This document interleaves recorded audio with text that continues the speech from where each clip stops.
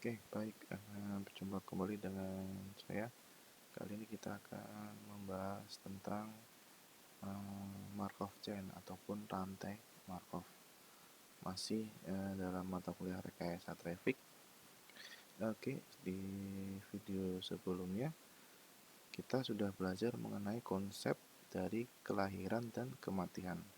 Nah, konsep dari kelahiran dan kematian ini erat kaitannya dengan proses dari sistem telekomunikasi kita, di mana kita tahu kelahiran itu datangnya panggilan dan kematian itu berakhirnya suatu panggilan.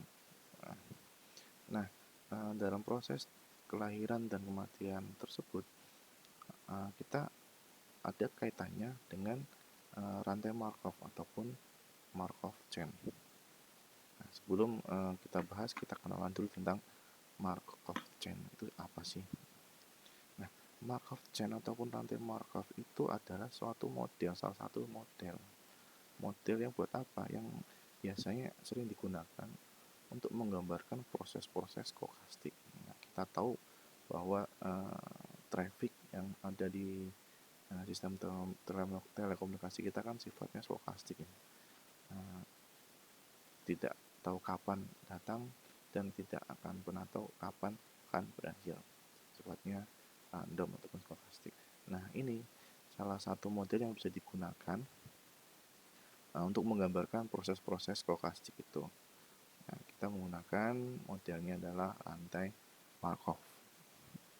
Nah, sebuah proses stokastik bisa dikatakan termasuk Markov chain jika proses tersebut memenuhi syarat. Nah, syaratnya apa? Syaratnya dari Markovian properly. Nah, Markovian property ini merupakan sifat dari Markovian. Apa sih sifatnya? Nah, jadi Markovian property itu menyatakan bahwa probabilitas ataupun kemungkinan yang bersyarat ataupun yang conditional probability dari sebuah kejadian di masa depan. Nah, kejadian masa depan itu diketahui kejadian di masa lampaunya, dan keadaan masa kini adalah tidak tergantung oleh kejadian masa lampau dan hanya tergantung oleh keadaan masa kini. Nah, kira-kira sifat Markovian seperti itu ya. Singkat ceritanya, dalam Markov chain ada tabel probabilitas nih. Ada tabel probabilitas transisi. Jadi gampangnya si Markov chain itu ada sebuah tabel probabilitas transisi yang kira-kira memiliki hubungan sebagai berikut. Keadaan pada saat T plus 1, kan T plus 1 kan masa depan, berarti kondisi sekarang itu adalah T. Nah, saya ganti dulu ini kondisi sekarang, kita gambarkan yaitu T ya. Kondisi sekarang kita gambarkan yaitu T. Nah, sini ini T ya. Nah, kemudian di sini nilainya T plus 1, ini kondisi sekarang. Nah, T plus 1 sendiri yaitu kondisi masa depan. Nih, kondisi masa depan. Kondisi sekarang ataupun present ya, sekarang. Masa depannya adalah T plus 1. Sama dengan probabilitas transisi dikali keadaan pada saat T masa kini. Maksudnya seperti itu. Oke, itu tentang Markov chain. Jadi Markov chain itu merupakan sebuah model yang digunakan untuk proses stokastik. Nah, seperti itu. Dan harus pada saat menggunakan Markov chain itu harus punya syaratnya harus mempunyai sifat Markovian. Sifat Markovian. Itu. Oke, kita lanjutkan di selanjutnya. Nah, kira-kira gambarnya seperti ini. Tadi sudah saya jelaskan tentang kondisi. Nah, di Markov chain ini ada sebuah gambar seperti ini, ataupun kurang lebih seperti ini. Ini kondisi sekarang nih, K. Ini sistem server kita, server ya atau kanal. Nah, state ataupun status ataupun kondisi yang menggambarkan jumlah saluran berkas yang sibuk pada suatu saat ini ya, K ini. Nah, jika ada berkas yang masuk, jadi akan masuk ke sini. Jadi K plus 1, kondisi sibuk pada suatu saat. Jika sudah berakhir ataupun kembali, dia akan kembali ke kiri, K-1, kembali ke state awal mulanya. Nah, kayak gini. Ini saya bisa tadi, harusnya kayak gini kan, bisa kayak gini, tapi ini mau untuk menunjukkan bahwa ya kalau ke kiri adalah K-1, ini yang sama gitu. Itu tentang Markov chain. Dia gambarnya ada suatu kondisi K. Jika ada kondisi yang tentang panggilan, dia akan berubah menjadi K plus 1. Jika itu panggilannya state ataupun statusnya kelas 1 sudah selesai, dia akan berubah menjadi K-1 ataupun kembali ke kondisi semula. Itu tentang Markov chain. Oke. Kemudian ada beberapa informasi. Lebih jelasnya adalah state K-1, K dan K plus 1 menyatakan situasi dan kondisi saat ada sejumlah K-1 ataupun K plus 1 paket atau layanan telepon sedang dilayani oleh server. Itu ya catatannya. Oke. Nah, kemudian kita lanjutkan. Ini jadi kita tahu proses telekomunikasi itu selalu berulang-ulang, ataupun ada panggilan yang datang lalu berakhir. Jadi diagram transisinya seperti ini. Ini kalau kita lihat, ini state ataupun status 0, kemudian dia berubah menjadi ada panggilan 1 ataupun state 1, kemudian state kedua, state ketiga, dan state keempat sampai state tak hingga. Oke. Nah, di sini kalian perlu ketahui ada beberapa koefisien. Nah, ini lambda ya. Lambda, lambda, lambda, lambda, lambda. Ini koefisien kelahiran ataupun laju kedatangan ya. Nah, di sini ada mu, 2 mu, 3 mu, dan 4 mu itu kematian. Nah, kalau kita jabarkan ataupun dari dari gambar yang sebelumnya ini ya. Ini kan suatu kondisi yang simple. Bagaimana kalau kondisinya itu berulang-ulang, di mana ada panggilan datang dan ada panggilan yang berakhir, ya kan seperti ini, berulang terus berantai. Nah, kondisinya seperti ini. Oke. Jadi ini sampai n ataupun tak hingga. Nah, ini. Nah, oke, kita lanjutkan. Nah, di Markov chain itu kita ada beberapa asumsi. Nah, tadi saya jelaskan asumsinya itu panggilan datang dengan lambda, yaitu state dari 0 menuju ke 1. Kalau asumsi yang kedua, ada sebuah call yang datang kemudian sedang dilayani di sebuah kanal. Keberadaannya di kanal tersebut akan berakhir dengan layanan sebesar O. Nah, tadi ya nih. Jadi kalau ada panggilan yang datang, nih panggilan datang dengan laju kedatangan, kalau sudah berakhir dari state yang sudah dihandle di server, dia akan berubah menjadi mu, kematian, jadi kelahiran dan kematian aja.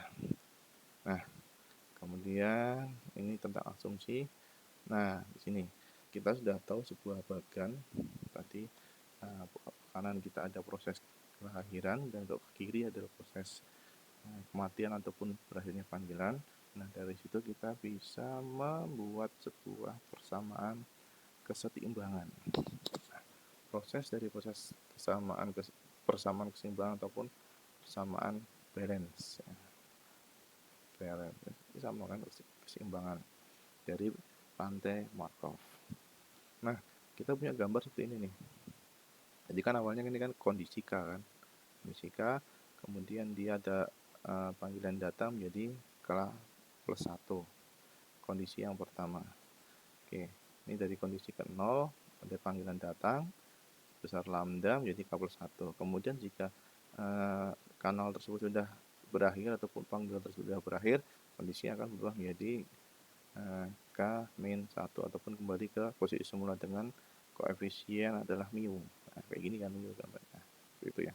Nah, di sini kita akan ada beberapa gambaran yaitu ataupun ada beberapa kondisi.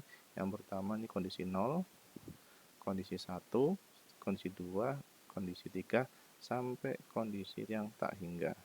Saya berikan contoh kondisi 1, 0 dari 0, 1, 2, dan 3. Oke, kita bahas satu-satu dan kita cari persamaan kesetimbangannya ya. Nah, kita cari dulu di state 1 ataupun status yang pertama.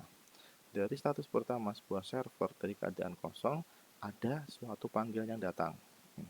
Apa yang datang sebesar lambda. Jadi dengan kondisi ataupun state P0 karena kondisinya kan 0 kan, probabilitas 0 kan. Nah, P di sini adalah probabilitas. Jadi kemungkinan server melayani suatu panggilan dari kondisi 0 ke kondisi selanjutnya. Nah, kondisi selanjutnya di sini adalah 1. Oke. Ini saya ulangi lagi, di sini adalah kondisinya 0, servernya idle dengan probabilitas 0. Kemudian ada panggilan datang dengan sebesar lambda. Oke, berarti dari kondisi ini berubah menjadi kondisi 1 karena telah melayani sebuah panggilan. Nah, kemudian di sini kita tadi sedang membahas tentang status 0 ya. Persamaannya adalah kelahiran ataupun write out sama dengan write in. Nah, ini kurang bagus. Saya hapus dulu. Bagaimana cara mencari persamaannya? Rumusnya adalah gini. Kelahiran sama dengan kematian. Kita ke status 0 dulu.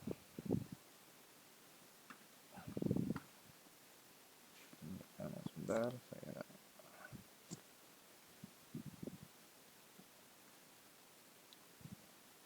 di status 0 ini kita ada apa? Ada informasi kondisi 0 dan probabilitas 0. Nah, kemudian ada panggilan datang lambda ini kan masuk. Jadi nanti perhitungannya adalah kondisi 0 lambda dan P0. Jadi lambda dikali P0. Oke. Itu untuk kelahirannya, untuk kelahirannya dan untuk kematiannya, yaitu tadi kan dari kondisi 0 berubah menjadi 1, kemudian di sini server sudah berhenti melayani sehingga kondisinya kembali lagi ke state 0 dengan koefisien adalah U, dengan posisi di sini adalah probabilitas 1. Jadi mu dikali probabilitas 1. Ini kematiannya. Tuh, persamaannya ya, untuk persamaan dari status 0. Nah, kemudian untuk status ke-1 ataupun step 1. Nah, berarti di sini dia sedang ada panggilan berubah menjadi panggilan melayani kondisi yang kedua. Nah, kayak gini. Jadi mulai dari 1 kondisi 1 menjadi kondisi 2. Nah, bagaimana persamaan kesetimbangannya? Masih sama, kita menggunakan rumus kelahiran sama dengan kematian karena merupakan ini persamaan kesetimbangan ataupun persamaan balance. Nah, di kondisi 1 ini ada apa? Ada kedatangan panggilan datang sebesar lambda. Ini yang dari posisi 1 lambda.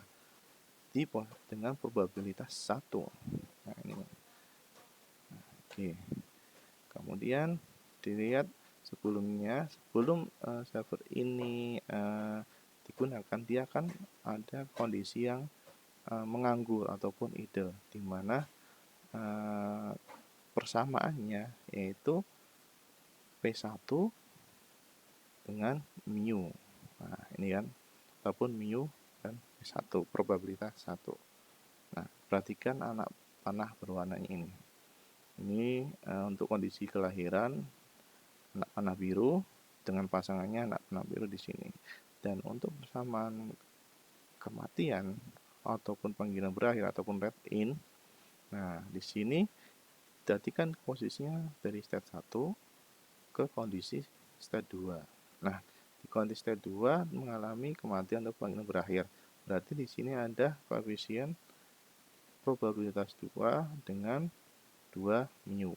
Nah, kayak gini ya. Nah, kemudian sebelum dari kondisi ini mengalami laju kedatangan, kan ada kondisi sebelumnya, yaitu di mana ada state lambda dan P1.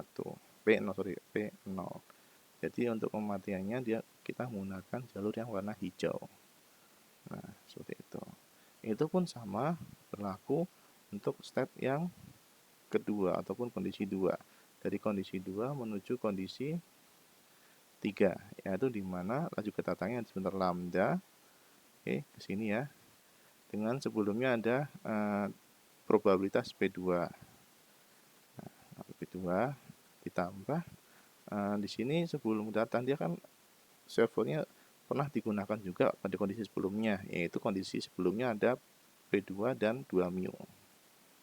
Nah, situ. Dan kemudian kondisi kematiannya yaitu dari posisi P2 ataupun probabilitas 3, dia kembali ke state 2 dengan koefisien P3 dikali 3 mu. Nah, ini. Dan kemudian di sebelumnya P2 ini dia malah ada suatu kondisi, itu kondisinya dari P1 dikalikan lambda, ini kan sini. Itu. Nah, itu kira-kira persamaan kesetimbangan menggunakan Markov chain. Semoga bisa dipahami. Oke. Selanjutnya, nah ini sama, ini tentang gambar-gambarnya yang ke step lebih panjangnya. Sama. Nah, dari persamaan yang kita cari seperti ini, kita kondisi 0, kondisi 1, 2, 3, nanti hubungannya dengan distribusi Erlang untuk traffic yang ditawarkan. Sehingga kita mencari probabilitas 0, laju kedatangan, probabilitas 1, 2, hingga N. Nah, di situ nanti kita mendapatkan sebuah rumus. Nah, untuk sebuah rumus di sini untuk probabilitas blocking yang diketahui beberapa informasi. Yang pertama ada kanal dan intensitas trafficnya ataupun A-nya. Jadi kalau misalnya ada suatu soal diketahui kanalnya, kemudian ada jumlah intensitas trafficnya, kita menggunakan rumus ini, rumus QoS kan.